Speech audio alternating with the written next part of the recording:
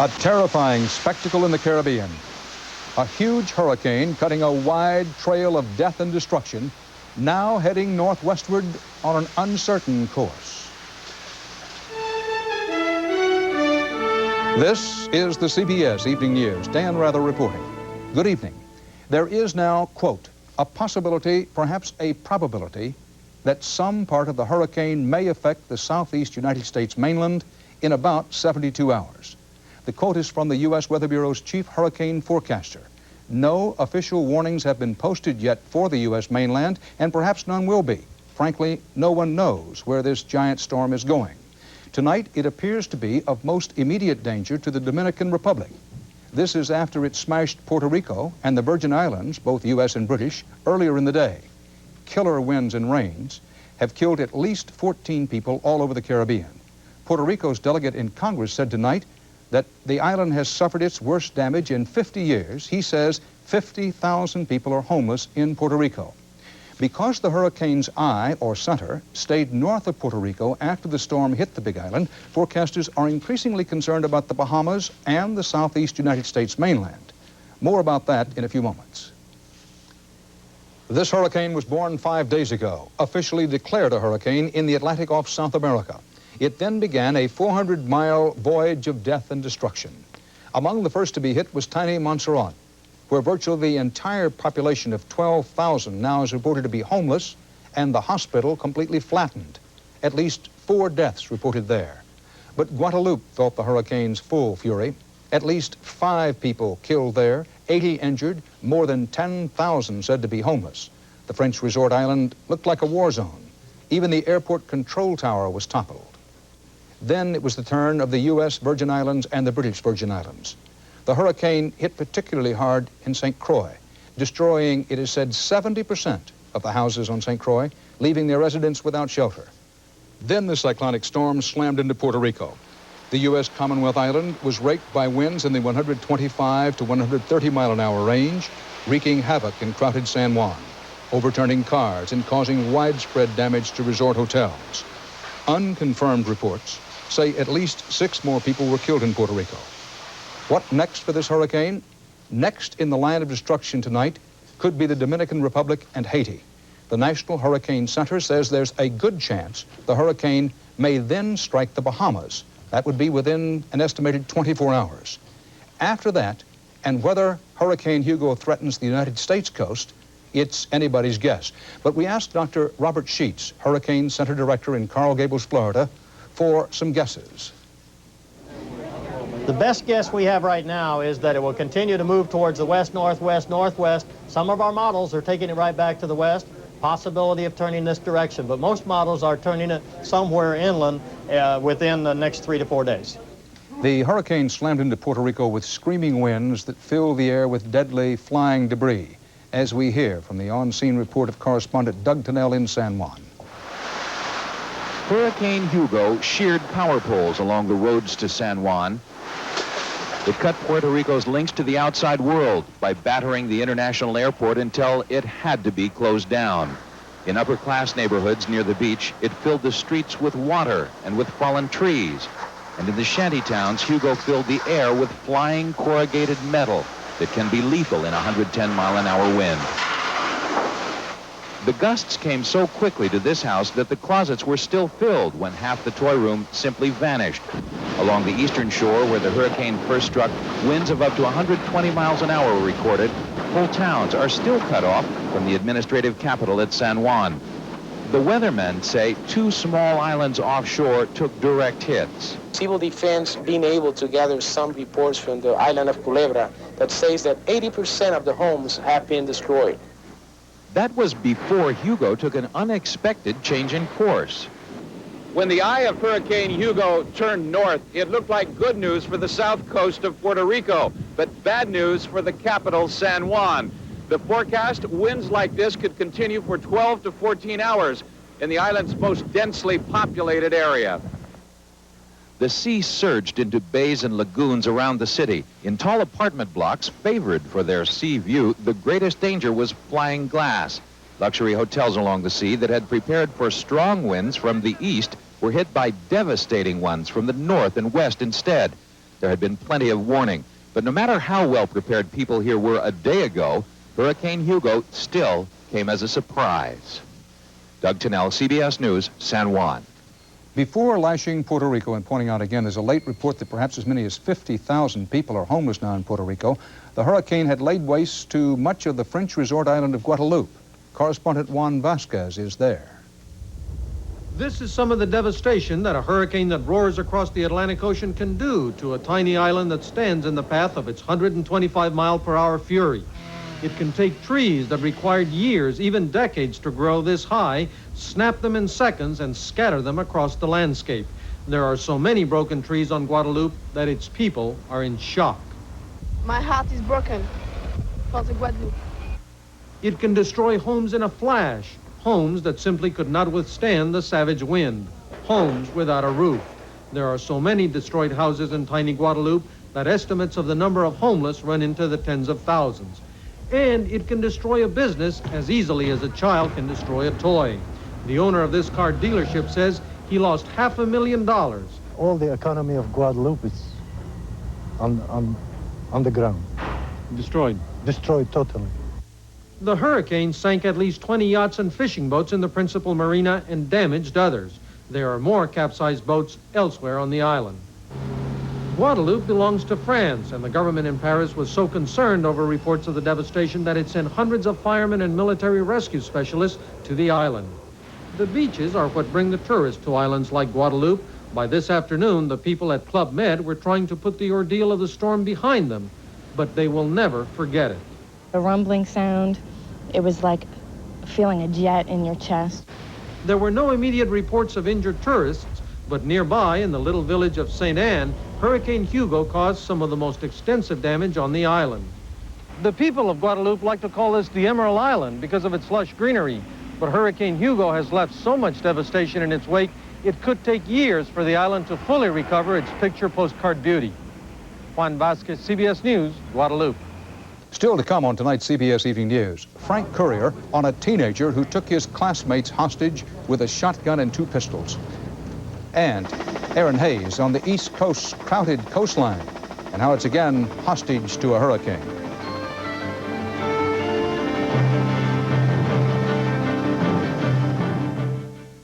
The potentially deadly hostage situation that has been going on all day in a Kentucky high school is now apparently all over.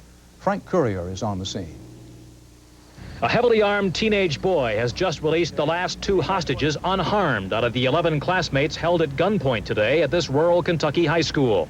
The youth, identified by friends as 17-year-old Dustin Pierce, walked into his world history class this morning wielding a shotgun, a .357 Magnum, and an automatic pistol. Police say Pierce ordered all but 11 students out of the room. Kevin Coonigan was one of the original hostages. Was he waving the shotgun and the handguns? If you mean waving like pointing it at somebody, no. He wasn't really pointing it at nobody, but, you know, he was waving back and forth to tell them where to go and what to do. All he said to us was, first he says, Miss Clark, out. Then he said, first row, out. And then as we was walking out, he said, second row, out. Most of the hostages were released over the next few hours in exchange for food, soft drinks, and a radio. Friends describe Pierce as quiet, a good student from a broken home. He's lived for the past 14 years with his grandparents, who today helped police locate the boy's father in Florida. Basically, I think the demands have been that he wants to make contact with his father. He wants to blow his head off. He wants to kill him. He just hates him, that's all. Why? He didn't contribute nothing to him in his life, nothing whatsoever. Remaining hostages, identified as Carson Omit and Scott Hundley, are reportedly friends of the Pierce boy, all students at Jackson County High School here in the Appalachian foothills. Earlier, Pierce fired his shotgun 3 times, police say, at the classroom walls and ceiling. Nearly 500 students at the high school were safely evacuated before police negotiated the peaceful release of the remaining hostages. Frank Courier, CBS News, McKee, Kentucky.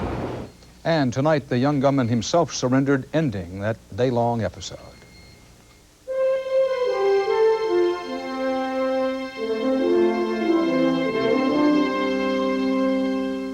With the fight against cocaine criminals at home and abroad. Despite the increased Secret Service protection for members of his family against potential threats from the drug cartel, President Bush brushed off the idea the new security is anything other than a precaution. I know there's speculation on this, but there is no hard intelligence evidence of such targeting. The president seems unfazed by any possible threat to himself, saying the drug kingpins would risk too much by targeting him. But clearly, any such action would, I think, just bring down the total wrath of the American people and the American government. For the first time today, Mr. Bush expressed public exasperation that his plan for tackling the drug threat has bogged down in Congress. So I don't want to be hypercritical, but I must say there's a certain frustration level when you come out with a sound program and two answers come out: spend more and raise taxes. And that I don't think we have to do to be sound in the environment or sound in education or sound in narcotics. Yeah. Mr. Bush also doesn't think he should expand the war on drugs through the banning of domestic assault rifles, despite evidence that U.S.-made rifles are fueling the violence in Colombia. I have long felt that the answer is to go after the criminal and not in the process do violence to the rights of legitimate gun owners.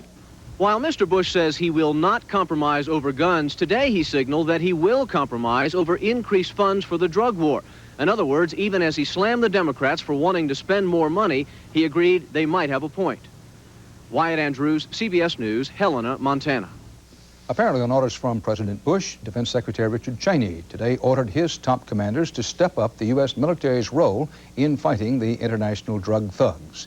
In the past, some inside the U.S. Defense Department have raised doubts that the military can and should be asked to fight the drug and violence pushers. Our Pentagon correspondent David Martin has more on Secretary Cheney's new marching orders and what they may mean.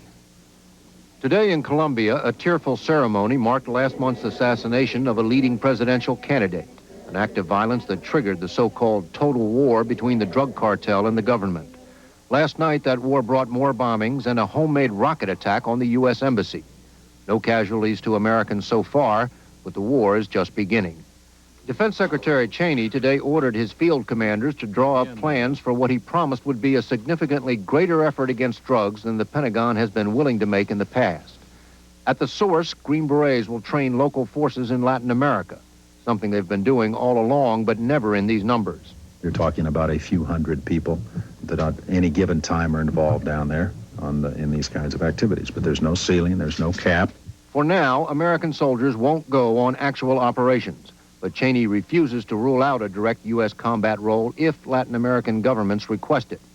One idea for direct U.S. action, shooting down drug-carrying planes, is now before Congress. It'd have to be visual evidence of the crime before anyone on the ground would give the authority to actually shoot.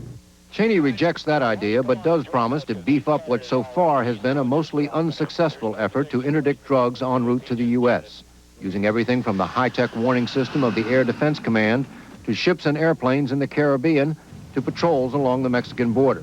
Cheney acknowledges other missions may suffer. It may be, for example, that we'll find deploying resources and assets in this area means those units will not be available for other purposes. Commanders in the field now have 3 weeks to come up with plans for fighting this new war. Only then, Cheney says, will he know how much it will cost. It will be much longer before anyone knows if it will work. David Martin, CBS News, the Pentagon. The National Cancer Institute announced tonight that the first few transplants of genetically altered cells into humans have succeeded, that these cells can survive and reproduce inside the human body. The Cancer Institute says this technique may someday be useful in treating cancer and other diseases. The technique also raises a lot of ethical questions about changing human genes. The makers of AZT, the most effective drug known to date for fighting the effects of the AIDS virus, agreed today to cut the wholesale price of the drug by some 20%. The Burroughs Wellcome Company has been criticized recently for the high price of AZT. With this announced reduction, AZT would still cost about $2,200 a year for the average AIDS patient using 5 capsules a day.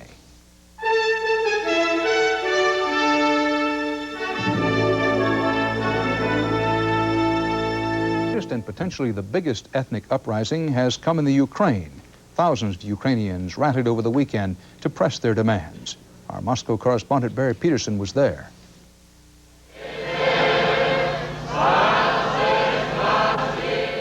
They came from all over the Ukraine to pray and to protest, demanding freedom to practice their centuries-old Ukrainian version of Catholicism, and demanding as well that the Kremlin recognize their growing calls for independence. As they marched through the streets, their numbers swelled well past 100,000. For some, their church is a symbol of life before Stalin seized the Western Ukraine from Poland 50 years ago. We decided to fight for our church. For others, the lesson is far more contemporary. A chance to display the forbidden Ukrainian flag in the largest demonstration for independence Ukraine has ever seen. It was Lenin who once said that losing the Ukraine would be to the Soviet Union like a man cutting off his own head. And yet that nightmare is something the Kremlin must now contemplate. For it is in this republic that hardline communism may make its last stand. Ukraine has a fifth of the Soviet Union's population. Its rich farmlands feed this nation, but people here complain they are nothing more than a Soviet colony. And some call Mikhail Gorbachev that new czar in Moscow. He has total controls as a leading pro-independence activist who wants what Gorbachev says will not be tolerated, multiple parties to see who should really be in power. A few hundred nationalists founded a pro-independence movement a week ago, and the party quickly mobilized a public relations response. Factories and schools were closed, and 50,000 ordered to a rain-swept stadium to show party support against the movement. That's not the way for us, says a party defender. Answers the woman, you just hate us. Inside, it looked like a rerun of 1950s communism with banners and flags carefully placed for the television cameras. Why are you here, one man was asked. Simple, he said, I was told to be here. The Kiev party boss warned about attacks on communism, and when a speaker defended political freedom, he was met with jeers and whistles. But dissenters made themselves known. This sign says, having only one party means no democracy. And from this brave man, a tiny Ukrainian national flag. The Kremlin must fight us, warned one activist, because the battle for independence has begun, a battle neither side intends to lose. Barry Peterson, CBS News, Kiev, Ukraine. Israeli Defense Minister Yitzhak Rabin and Egyptian President Hosni Mubarak got together in Cairo today in an effort to revive Middle East peace efforts. They said after meeting for more than 2 hours that Israel and the Palestinians should discuss face-to-face a plan for possible elections in the Israeli-occupied territories, but they did not agree on who should represent the Palestinians.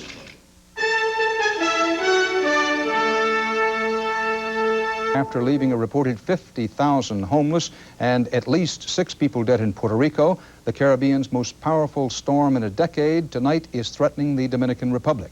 The hurricane is then expected to head for the Bahamas, and the U.S. Weather Service chief hurricane forecaster said tonight there is a, quote, possibility, perhaps probability, unquote, that some part of the hurricane may affect the southeast U.S. coast in about 72 hours. Aaron Hayes on the coast in South Carolina has been looking at the potential damage to an area that hasn't seen a hurricane in a long time. Hilton Head, South Carolina. Its sandy beaches have beckoned plenty the last 20 years. The population is 5 times what it was in 1970, 5 times and growing, all along the beach, dotted with homes of people who want to be up close and personal with the ocean. It wasn't that way 100 years ago, though. Hilton Head was covered then by a hurricane storm surge, 17 feet high. But the threat of hurricanes today hasn't slowed building here. The building boom along the eastern coast has occurred at the same time there's been a long lull in heavy hurricane activity here. And experts believe that may be lulling residents into a false and very dangerous sense of security. In the last 25 years, we've not had to evacuate an island on the east coast in a real crisis situation. The problem is that it's very difficult to get some people to listen to the warnings of evacuation. The last big hurricanes to hit the East Coast were in the 1930s and 40s. Once people did decide to evacuate, it wasn't that difficult to get them out.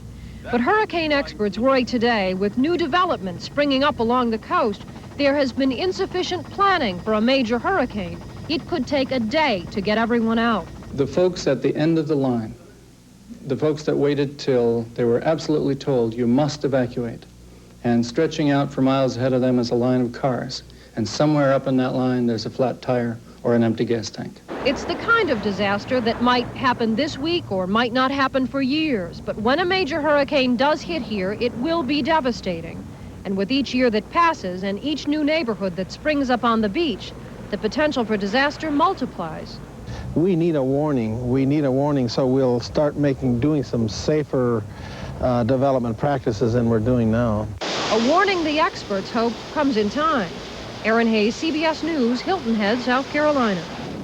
Former National Hurricane Center Director Neil Frank, now a meteorologist at CBS affiliate KHOU in Houston, has been warning for years about the potential for disaster from any monster hurricane hitting those beachfront communities. He joins us now from Houston. Dr. Frank, you and Dr. Sheets know as much about hurricanes as anybody in the world. Right. What do you think is going to happen with this one? Well, Dan, the same problem we have along the East Coast is the problem they had in Puerto Rico today. The folks hadn't seen a bad hurricane there since 1928, and they didn't take the proper action, at least some didn't, and that's the same problem we got along the East Coast. This storm is going to move up into the Bahamas, and someplace along the East Coast is going to have to deal with this before the week's out. Someplace in the eastern seaboard of the United States mainland. That's right, anywhere from Florida on up through the Carolinas, and maybe even on up towards the New England area. Powerful storm, and it's headed in our direction. Dr. Frank in Houston, thank you. For the CBS Evening News, Dan Rather. More about the hurricane on your late local news. Good night.